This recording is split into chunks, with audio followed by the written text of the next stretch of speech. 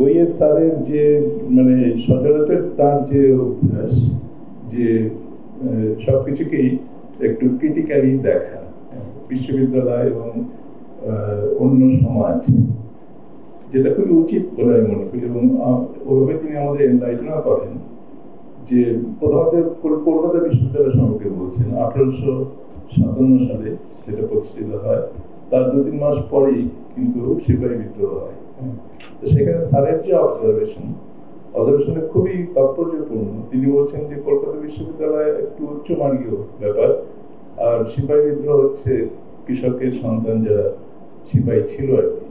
এই দুজনের যে দৃষ্টিভঙ্গি, সেসব যে ধরিয়ে দেওয়ার ব্যাপারটা, যে রক্ষণশীল ইংরেজদের পক্ষের শক্তি হচ্ছে বিশ্ববিদ্যালয়, আর এরা হচ্ছে বিদ্রোহী, আলো এবং ছায়া।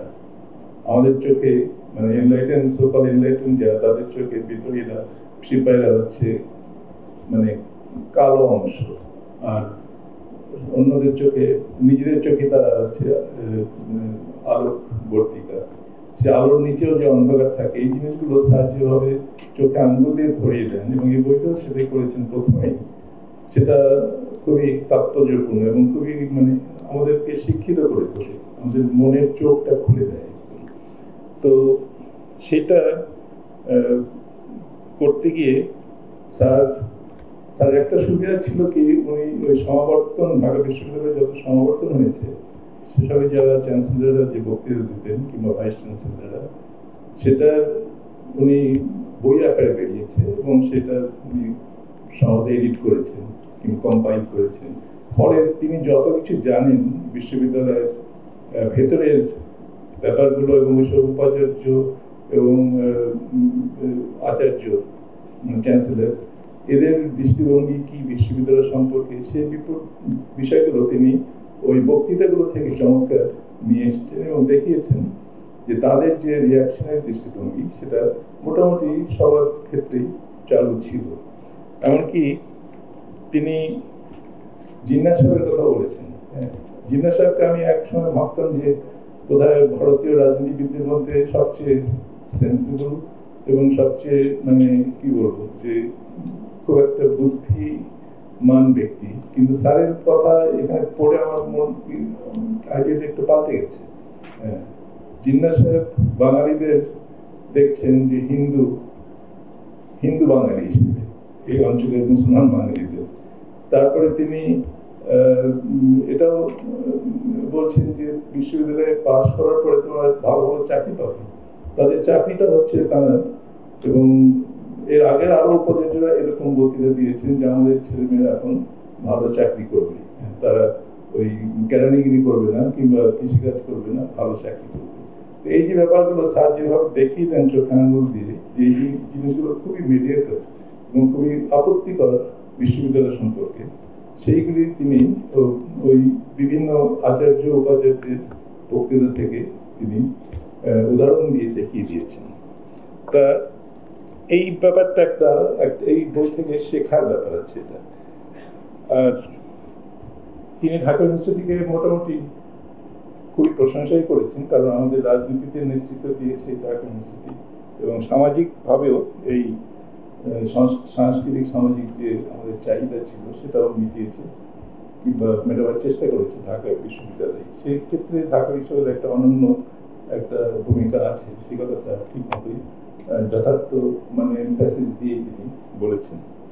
তো 47-এর একটা জিনিস আমার কাছে একটু খটকা লাগছে স্যারের এই লেখায়, যে তিনি বলছেন যে 47-এর দেশভাগ পলাশির পর দ্বিতীয় ট্র্যাজেডি, মানে 1947 সালে পাকিস্তান ভারত যে ভাগ হলো, তো সেটা দ্বিতীয় ট্র্যাজেডি বলছে ওই সিপাহী বিদ্রোহের পরে।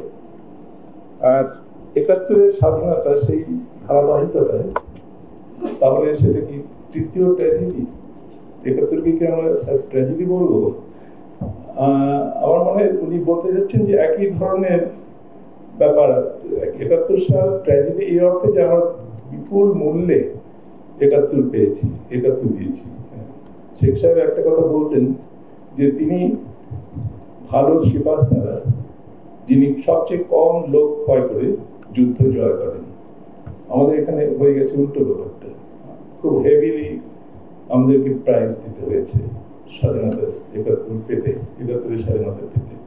তো এই জায়গাটায় আমি বলতে চাই না যে স্যার ট্র্যাজেডি একদিক থেকে ট্র্যাজেডি, কারণ খুব বেশি লোক ক্ষয় করে স্বাধীনতা পাওয়া গেছে, আবার ট্র্যাজেডি না এই জন্য যে স্বাধীনতা পাওয়া গেছে, একটি জাতিসত্তার জন্যে স্বাধীনতা এভাবে একটা মোটামুটি হোমোজেনাস একটা জাতির পক্ষে স্বাধীনতা অর্জন করা একটা বিপুল শক্তিশালী একটি মনস্টারাস একটা মানে পশ্চাৎপদ একটা দেশের হাত থেকে রক্ষা পাওয়া, এটা এক ধরনের, আমি বলবো এটা এক ধরনের, এটা ট্র্যাজেডি না, এটা অবশ্যই আমাদের একটা ভালো পাওয়া।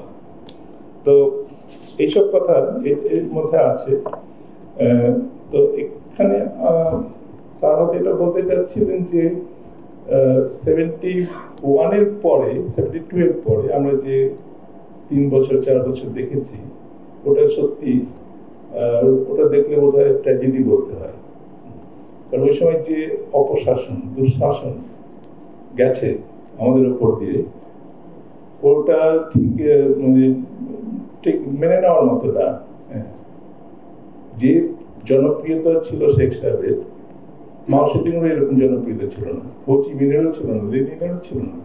উনি যা বলতেন তাই হতো, কিন্তু উনি সবকিছু গুবলেট করে ফেললেন একেবারে পুরোপুরি। আমরা সেই সময় যারা ছিলাম, 74-এর দুর্ভিক্ষ যারা দেখেছি, তারা কিছুতেই ওই সময়টাকে মেনে নিতে পারি না, একেবারেই না। এত কিছু থাকা সত্ত্বেও, পাওয়া সত্ত্বেও, এত জনপ্রিয়তা পাওয়া সত্ত্বেও কি করে একজন এভাবে ফেল করে? তো সেই জন্যেই ওটা এক ধরনের ট্র্যাজেডি বলা যায় সেই অংশটাকে। তো এখানে আমার বদরুদ্দীন উমরের একটা কথা মনে পড়ে। উনি একটা অনুমান করছেন যে বঙ্গভঙ্গ যখন হয়েছিল 1905 সালে, সেই সময় বঙ্গভঙ্গ 5-6 বছর ছিল, তারপরে রদ হলো 1911 সালে। বঙ্গভঙ্গ রোধ হওয়ার পরে মুসলমানরা আবার তাদের যেটুকু সম্ভাবনা ছিল সেটাও হারালো। বিশেষ করে হিন্দু সম্প্রদায়ের কাছে মুসলমানরা তাদের কাছ থেকে কিছু পাওয়ার ব্যাপার ছিল। ওই 1911 সালে ওই বঙ্গভঙ্গ রোধ হওয়াতে সেই জিনিসটা সম্ভাবনা চলে গেল। তো উমর সাহেব বলছেন যে ওই সময় যদি বঙ্গভঙ্গ রোধ না হতো, তাহলে বাঙালি মুসলমানরা শাসন কার্যে কিছুটা তারা অভিজ্ঞতা অর্জন করত শাসন ব্যাপারে। কারণ 71-এর পরে আমরা যে শাসন দেখেছি 72 থেকে, সেটাতে বোঝা যায় যে কোনো অভিজ্ঞতা নেই এই জাতির শাসন। কোথায় শেখ মুজিব প্রথম বাঙালি শাসক পুরো ইতিহাসে।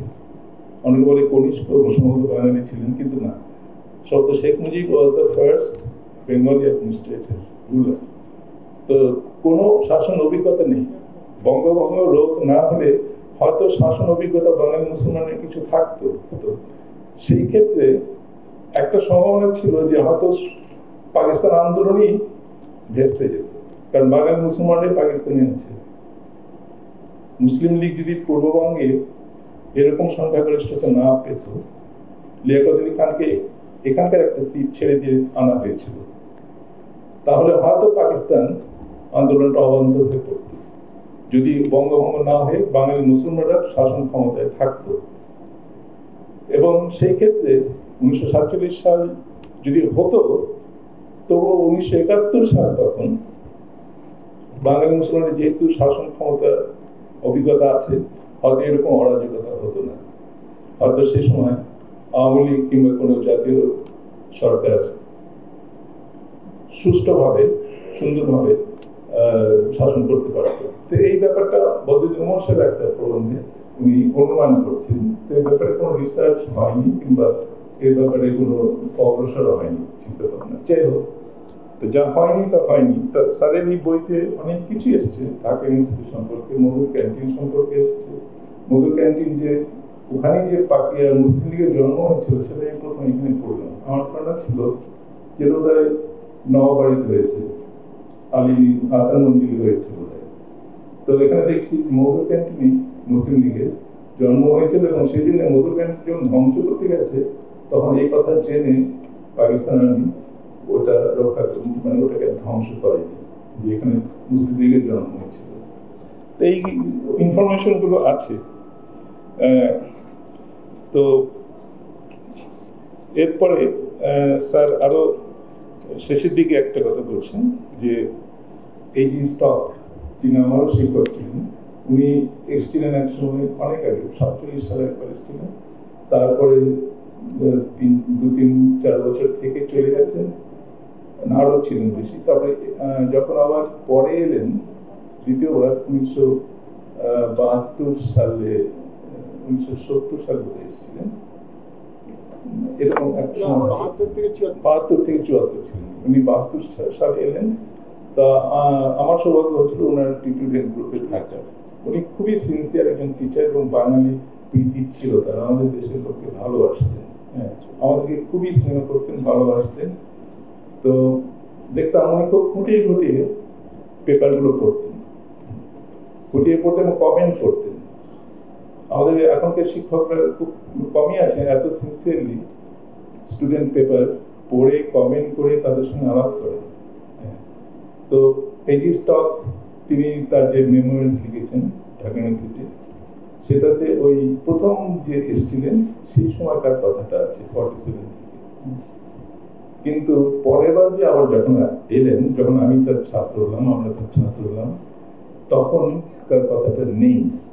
হয়তো তিনি তখন যেরকম অরাজকতা চলছিল সাধারণের পরে হয়তো তিনি সেটাকে অ্যাভয়েড করে গেছেন ইচ্ছা করে।